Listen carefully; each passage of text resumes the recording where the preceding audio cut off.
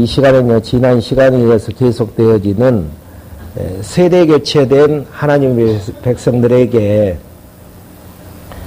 하나님의 살아계심을 다시 한번 확인케 해주시고 가나안 땅을 들어가서 여호와 하나님을 경외케 나가시는 하나님의 재교육의 이제 섭리의 내용들이 신명기서에 보면은 담겨져 있습니다.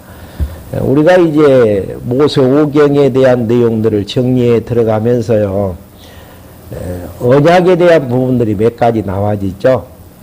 아담과의 언약이 있고, 열조와의 언약이 있고, 또 열조와의 언약 가운데에서 시내산 언약과 호렙산 언약이 이제 있습니다.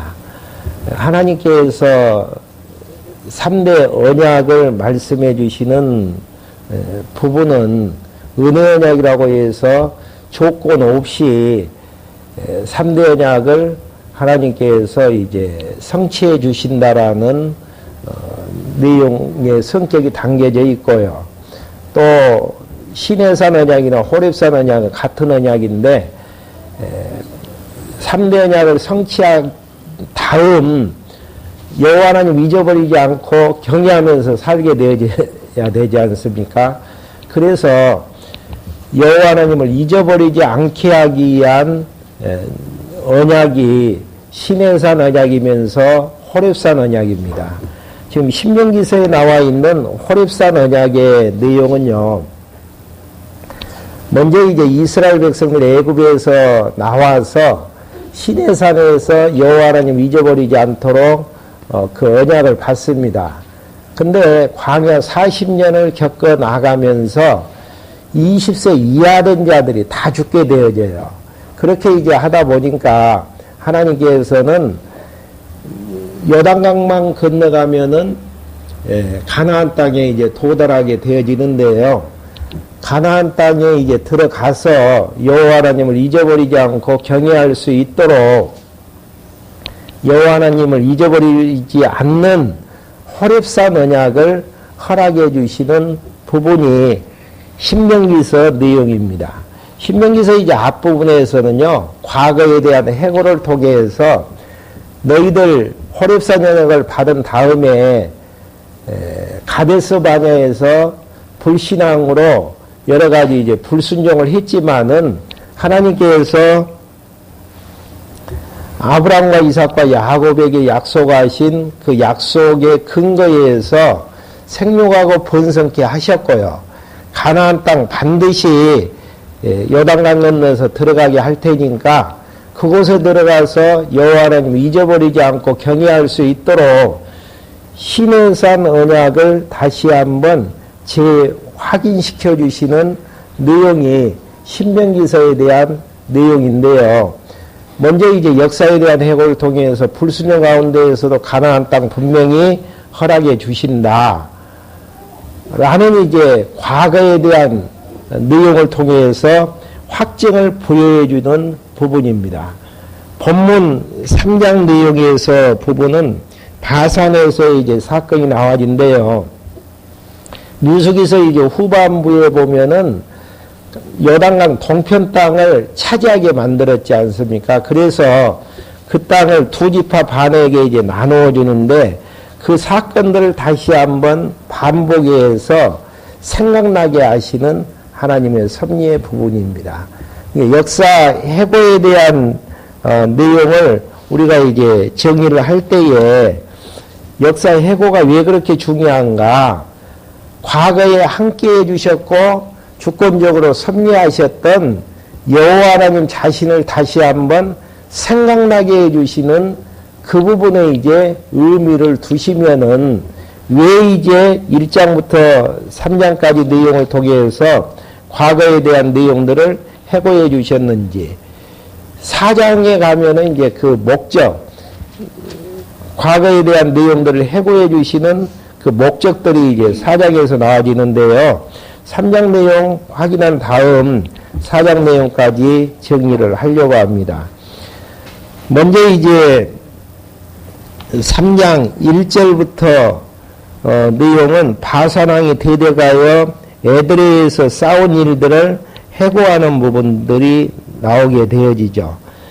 3장 1절 한번 봐보시겠습니다. 우리가 방향을 바꾸어 바산길로 올라가니 바산왕 옥이 자기의 모든 백성과 함께 우리와 맞서 싸우려고 에드레이로 나왔다. 그래서 이제 2절부터 3절까지는 하나님께서 바산왕 옥을 손에 붙이신 사건을 해고하게 되어지죠.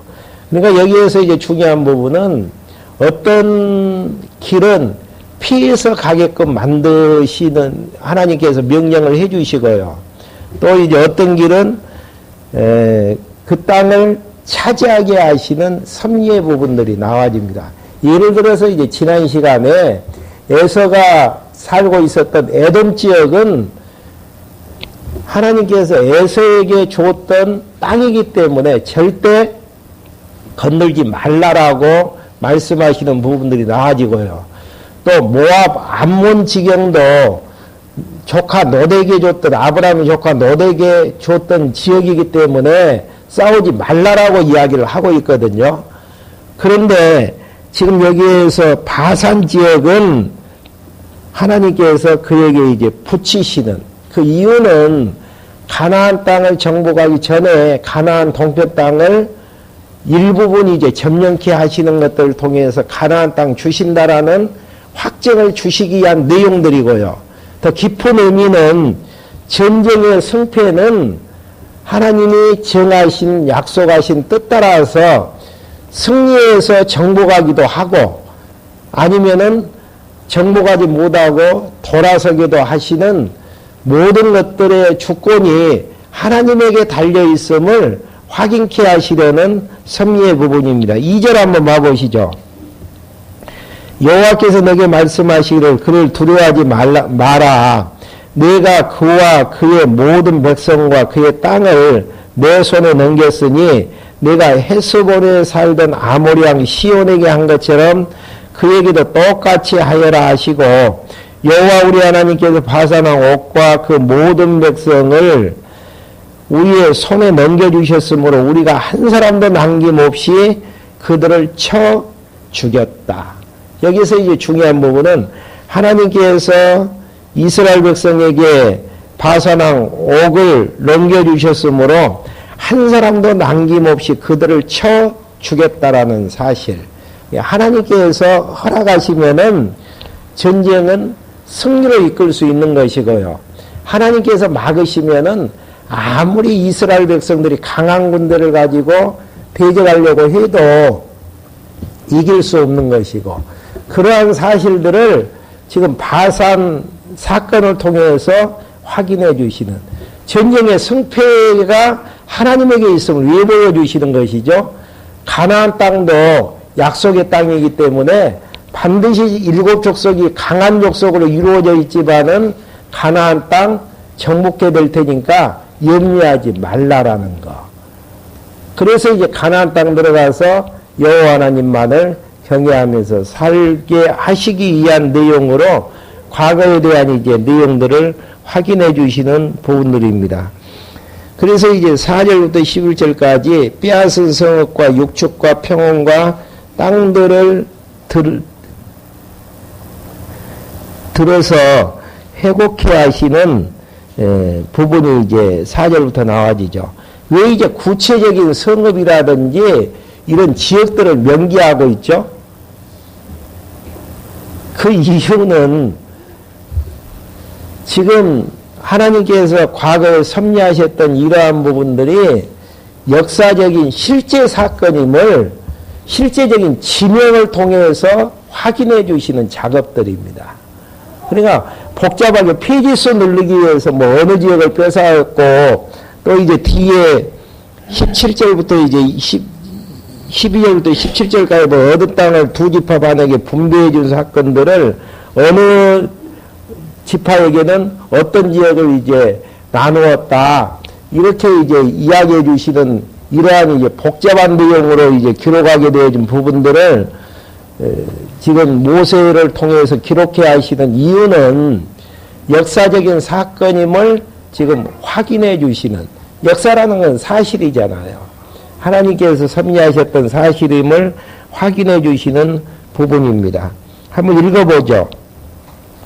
4절입니다. 그때 우리가 그의 모든 성읍을 점령하여 그들에게서 빼앗기지 않는 성읍이 하나도 없었으니 곧 바산에서 오기 다스리던 아르곱 전 지역 60개의 성읍이었고 이 모든 성읍은 높은 성벽과 성문과 빗장으로 방비되어 있었으며 그 밖에 성벽이 없는 마을도 매우 많았다.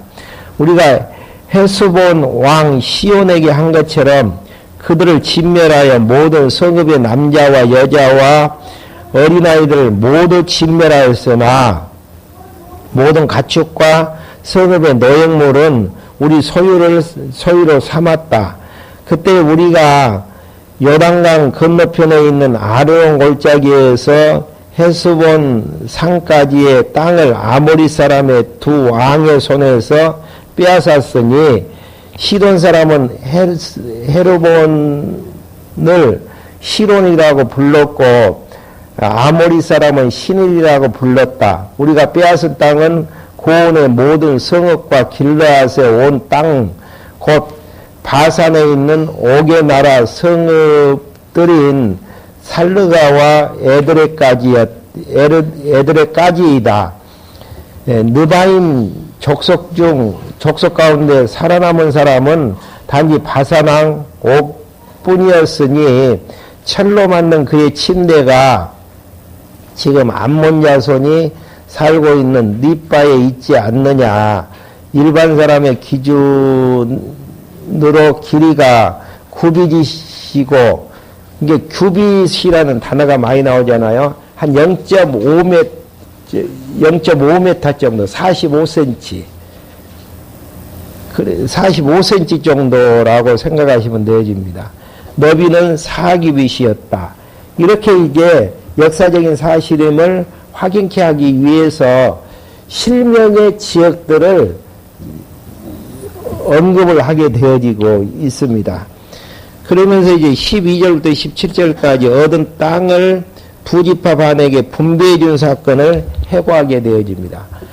그러니까 지금 민수기서 내용 가운데에서 확인했던 내용들을 지금 반복해서 지금 확인을 하지 않습니까? 그 이유는 다시 한번 상기시키는 작업들이에요. 우리가 이 성경을 주간 양식이라든지 올간 양식으로 먹지 아니하고 일용할 양식으로 날마다 먹어야 되는 이유는 우리의 이제 생각의 사고 자체가 잊어버리는 데 있단 말입니다. 그래서 날마다 이제 확인하는 작업들.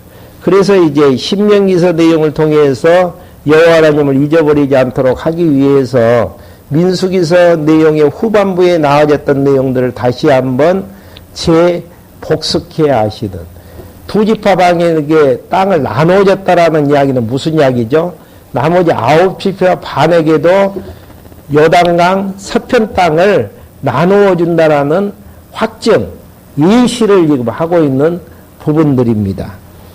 한번 그 내용들 확인 한번 해보시죠. 12절 보시면은 우리가 그 땅을 차지할 그때에 나는 아르논 골짜기 곁에 있는 아로엘에부터 길라 산지의 절반과 그곳에 있는 성읍들을 루벤 자손과 갓 자손에게 주었고 므낫세 지파의 절반에게는 내가 길르앗의 남은 땅과 5개 나라였던 바산의 모든 땅을 주었으니 바산의 모든 지역 곧 아르곱의 모든 지역을 느바임의 땅이라고 불렀다.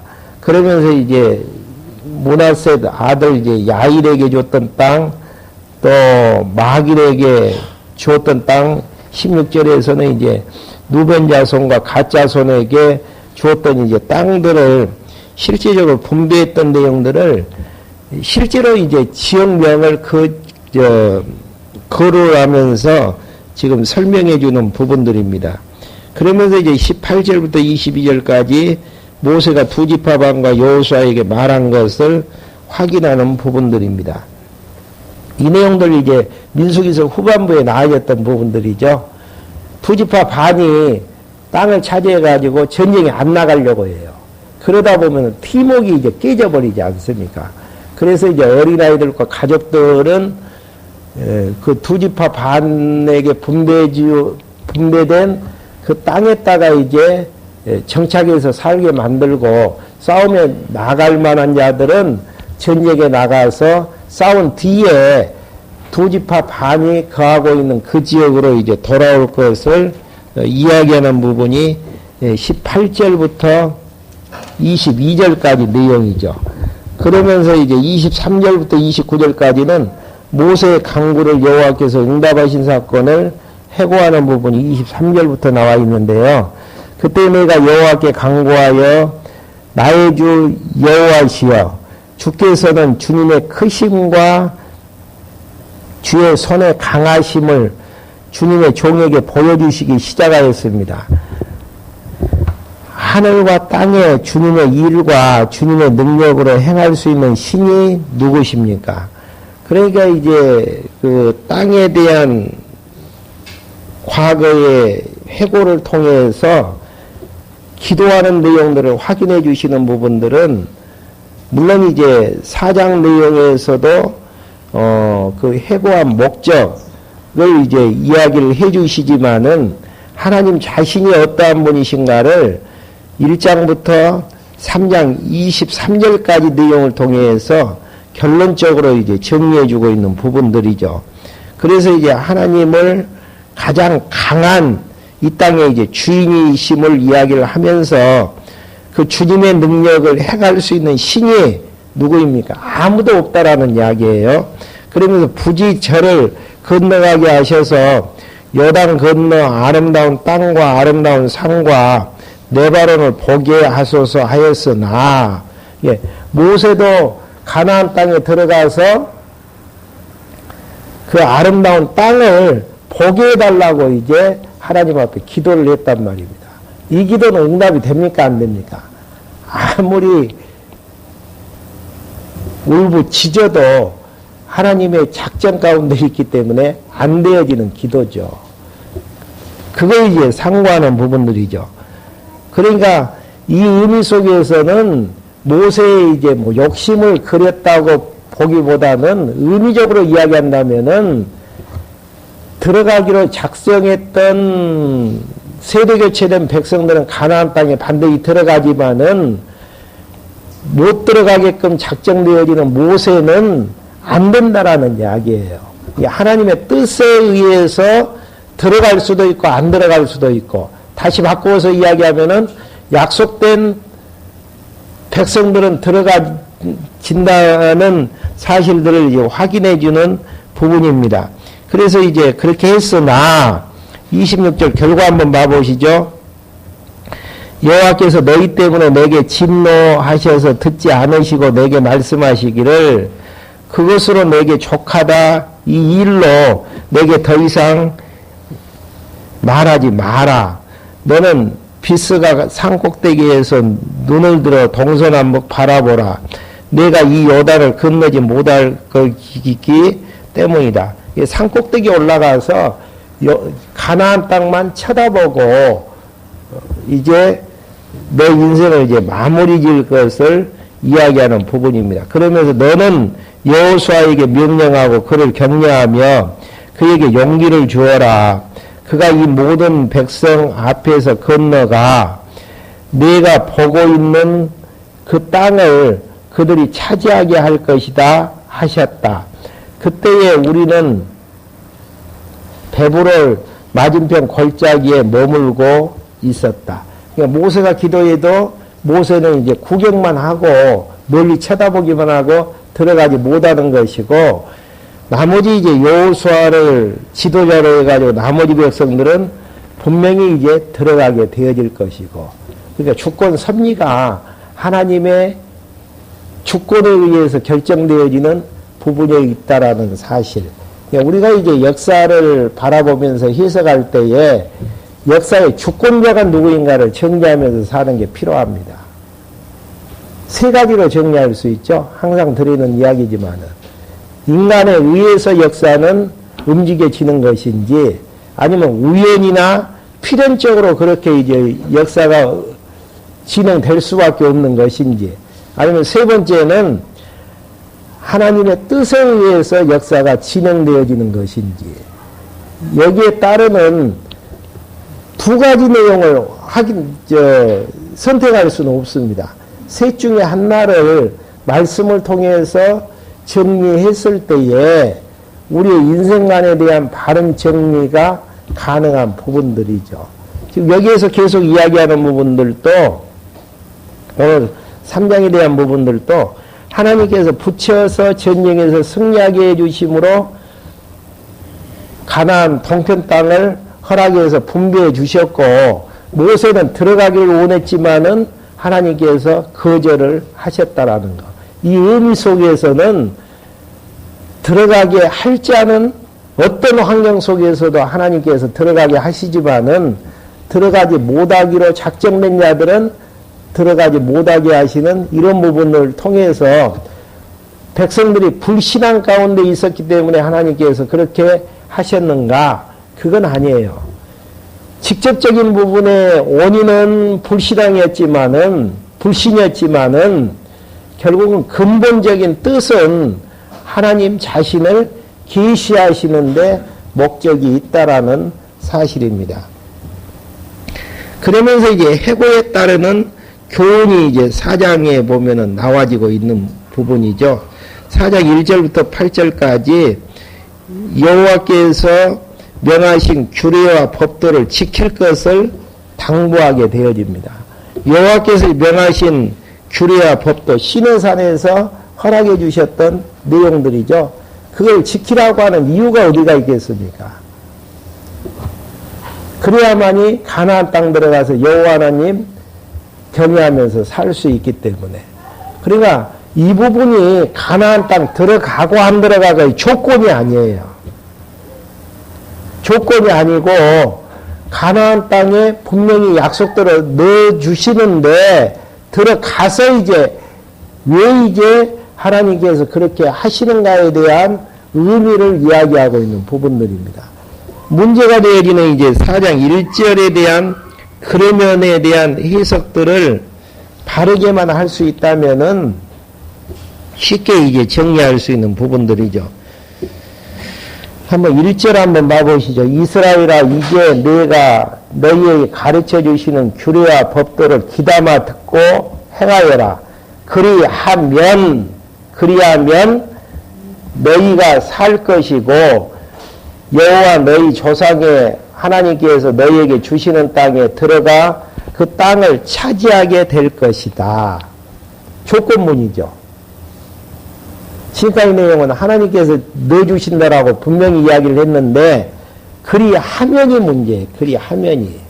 근데 이제 그리하면은 네마이라는 그 헬라어 원어인데요. 그 의미를 보게 되어지면은 그리하면이라는 의미 쪽보다는 뭐뭐 하기 위하여 라는 이제 의미가 앞뒤 문맥을 흐름 속에서는 정확하게 이제 정리할 수 있는 내용들이죠. 그리하면 쪽보다는 뭐뭐 하기 위하여. 그래 뭐뭐 하기 위하여로 흐름 따라서 정리를 하면은 다시 한번 이제 개역성경으로 읽어드릴게요. 이스라엘아, 너희가 너희 열조의 하나님 여호와께서 너희에게 주시는 땅에 들어가서 그것을 얻어 살기 위하여 내가 너희에게 행하라고 한 규례와 법도를 경청하라. 바른 성경으로 다시 한번 읽어드리면 여호와 너희의 조상의 하나님께서 너희에게 주시는 땅에 들어가 그 땅을 차지하게 하기 위하여, 차지하여 살게 하기 위하여 이제 내가 너희에게 가르쳐주는 규례와 법도를 담아듣고 행하여라. 그러니까 이제 이 부분이 이제 만약에 이 우리나라 이제 성경의 번역으로 본다면은 조건문이에요. 조건문이기 때문에 규례를 행하느냐 안 행하느냐에 따라서 들어가고 안 들어가고가 결정이 되어진단 말입니다. 그러면은 이제 신의 선언약을 받은 다음에 가데스 바냐에서 불신앙을 했잖아요. 그러면 다 못 들어갔어야 돼요. 한 명도 못 들어갔어야 된단 말입니다. 근데 지금까지 내용들은 흐름 속에서 상당히 이제 민수기서 후반부, 민수기서라든지 신명기서에 보면은 분명히 가나안 땅을 주신다라는 이야기예요. 왜 그러냐면 아브라함과 이삭과 야곱에게 약속하셨던 그 언약 자체가 조건문이 아니기 때문에 선행에 관계없이 선악의 행위에 관계없이 가나안 땅 생육하고 번성하는 사건 통치언약은 반드시 허락해 주신다라고 조건 없이 주시는 은혜 언약이었고 시내산 언약은 은혜 언약이 이루어진 다음에 그 은혜 언약을 이루어 주신 살아계신 여호와 하나님의 주권자 되신 하나님을 잊어버리지 않고 경외하는 게 문제란 말입니다. 경외하게 하시는 이 위해서는 여호와 하나님이 생각이 낮아야 되잖아요. 그러한 부분들을 이제 상기시켜 주시기 위한 내용으로 정리하면은 이제 되어지는 부분들입니다. 그러니까 여기에서 그리아멘이라는 레미아이라는 히브리어 언어 자체가 뭐뭇 하기 이하여라고 번역이 되어져야지 그리하면으로 이제 정리가 되어지면은 조건문이 되어지고 앞뒤 문맥이 다 이제 다르게 이제 의미가 이제 부여되게 되지기 때문에 분명히 이제 가나안 땅에 주시기 때문에 가나안 땅을 이제 주시는데 거기에 들어가서 이제 규례와 법도를 기담아서 이제 행하라는 이야기. 그래서 이제 2절에 보시면은요, 내가 너희에게 명령하는 말의 한마디를 더하거나 빼지 마라. 너희는 내가 너희에게 명한 여호와 너희의 하나님의 명령을 지켜라. 여호와께서 바알 부올에게 하신 이 일을 너희가 눈으로 보았으니 여호와 너희 하나님께서 바알 부올을 따라간 사람들을 모두 너희 가운데서 진멸시키셨으나 여호와 너희 하나님께 붙어있는 너희는 모두 오늘날까지 살아있다. 보아라, 여호와 너희 하나님께서 명령하신 규례와 법도를 내가 너희에게 가르쳤으니 이는 너희들이 들어가 차지할 땅에서 행하게 하려는 것이다. 여기 나오잖아요. 가나안 땅에 들어가는 조건문이 아니고 규례와 법도를 지키게 하고 가르치게 하시는 이유는 5절 하반절 보시면 그 이유는 그들이 들어가 차지할 땅에서 행하게 하려는 것이다. 그러니까 앞에서 그리하면을 못하기 이하여로 번역한 것이 문장의 흐름하고 딱 맞잖아요. 그러니까 히브리어 언어, 그 다음에 이제 헬라어에서 신약의 성경을 해석할 때 가장 기본은 앞에 문장하고 뒤에 문장하고를 살펴보면서 이제 현재의 이제 단어를 의미 분석에서 해석에 들어가지든.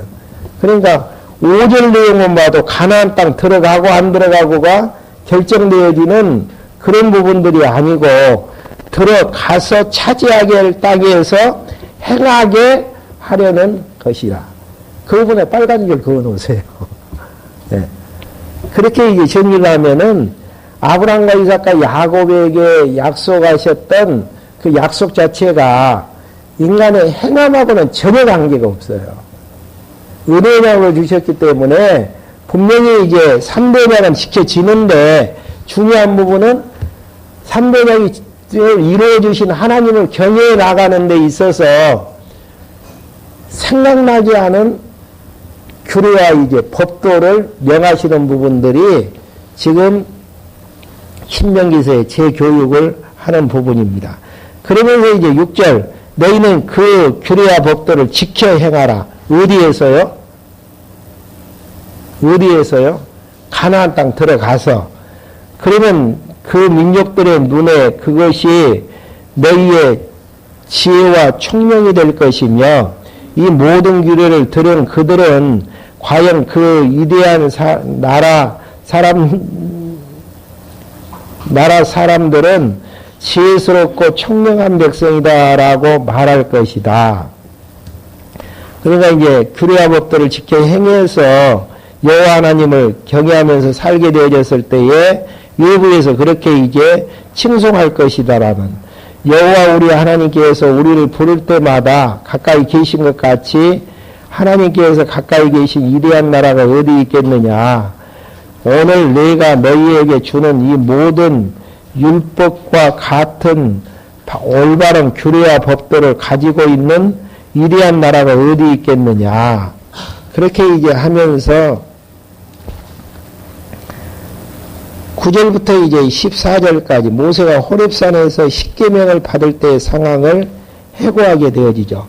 오직 너는 스스로 조심하고 내 마음을 힘써 지키면서 내 눈으로 본 것들을 잊지 않도록 하며, 내 눈으로 봤던 게 뭡니까 지금? 신의 율법 받았던 내용들, 과거에 해고했던 내용들을 잊지 않도록 해달라라는 이야기예요. 그러니까 시내산 호렙산 언약 자체가 가나안 땅 들어가서 가나안 땅을 허락해 주신 여호와 하나님을 잊어버리지 않도록 하기 위한 내용들임을 확인할 수 있죠. 그러면서 이제 내가 사는 날 동안에 내 마음에서 떠나지 않게 하고 너는 그 일을 내 아들들과 내 손자들에게 알려주어라. 이게 이제 진리수호에 대한 사명들이죠. 순천 언약교회가 세워진 이유는 우리가 배웠던 66권의 성경 진리, 오고 오는 후대들에게 전승하는 작업들, 이게 이제 목적이에요. 근데 한 가지 신기한 것은 인원수는 그렇게 불어나지도 않고 개척교회처럼 인원수가 되어졌잖아요. 그러지만은 한 가지 변치 않는 것은 진리수호의 사명은 변치 않고 있다라는 거. 그게 이게 의미 있는 거예요. 숫자적으로 보면은 왜 20년 된 교회가 숫자가 몇 명 되지도 않느냐라고 이상하게 여길는지도 모르겠지만은 출발 자체를 진리 수호에 초점을 맞춰서 진행해 왔기 때문에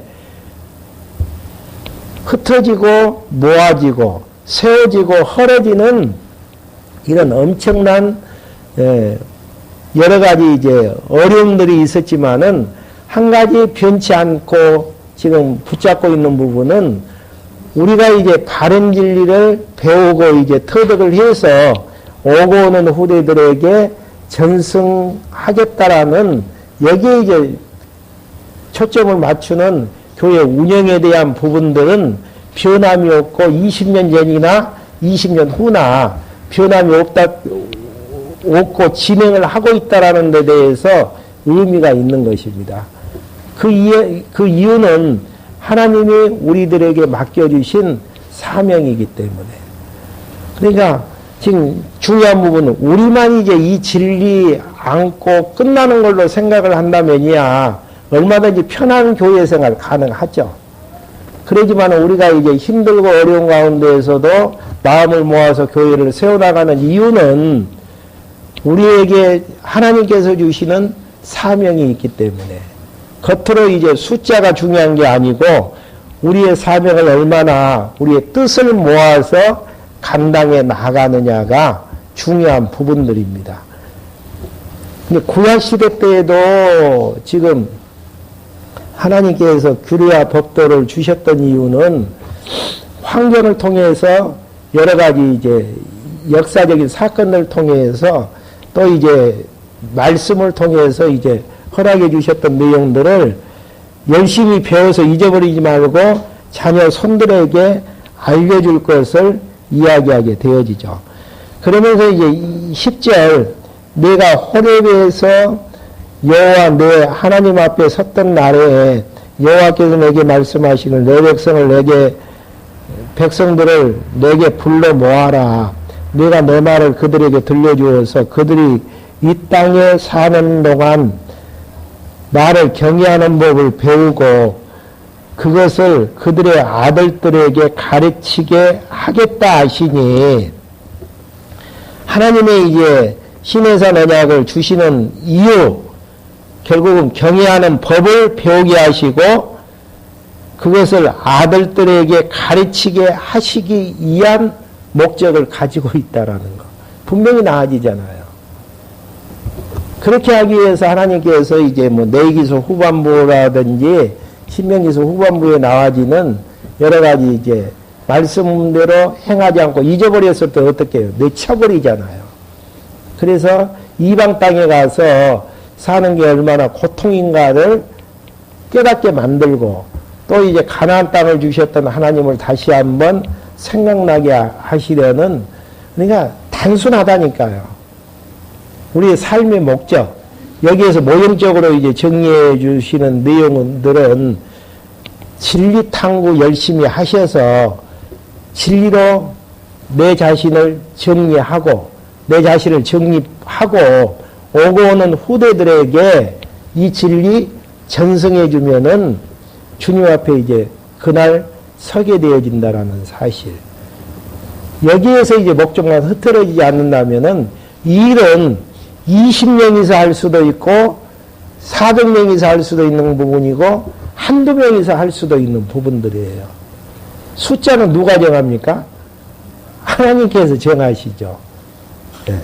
하나님께서 정하신단 말입니다.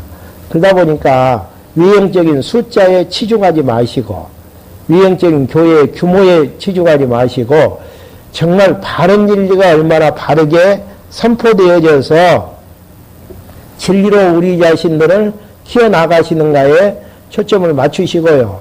그렇게 하시는 하나님의 섭리는 오고 오는 후대들에게 이 진리 순수하게 전승해 나가게 하시는데 목적이 있다라는 거. 그거 아니면은 우리의 교회 세우는 의미는 다 이제 무너지게 되어지는 것이죠. 그러면서 너희가 가까이 나와 산 아래 섰을 때에 산에는 불길이 하늘 가운데까지 치솟았고 어둠과 짙은 구름도 있었으며 여호와께서 불 가운데 너희에게 말씀하셨으므로 너희는 오직 말소리만 들었을 뿐 아무 형상도 보지 못했다. 그러니까 신해산 언약을 허락해 주셨을 때에는 음성으로만 보여주셨지 형체로 보여주시는 것은 아니었다라는 이야기죠. 그 이유를 하시는 이유는 여호와께서 너희에게 지키라고 명령하신 그분의 언약을 선포하셨다. 그것이 십계명인데 그분의 두 돌판 위에 쓰신 것이다. 그때 여호와께서 내게 명령하여 너희 규례와 법도를 지키라고 하셨으니 이는 너희가 건너가 차지할 그 땅에서 너희가 행하게 하려 하심이라. 여기서 다시 한번 확인해 주시네요.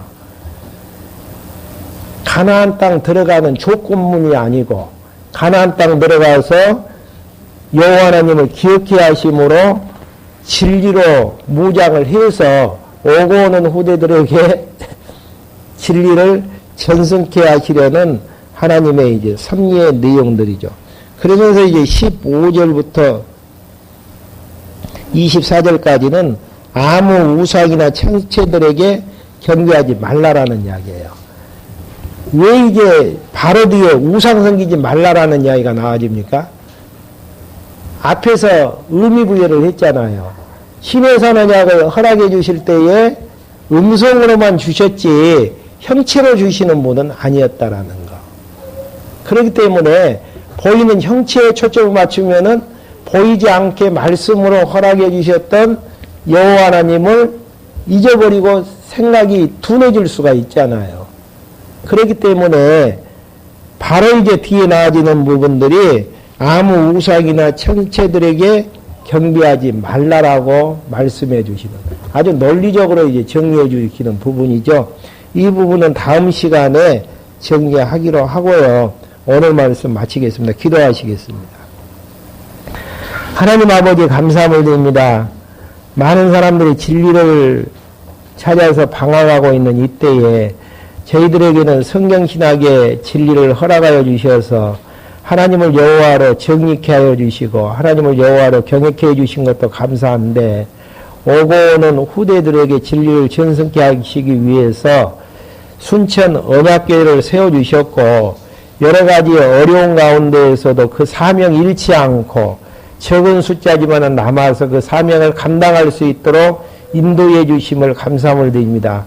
어렵고 힘든 사명 수행에 대한 여러 가지 일들을 흔들리지 아니하고 우리 자신이 진리 위에 바르게 서 나감으로 이 사명을 잘 감당할 수 있도록 성령 하나님께서 우리를 붙들어 주시고 인도해 주시옵소서. 예수 그리스도의 이름으로 기도했습니다. 아멘.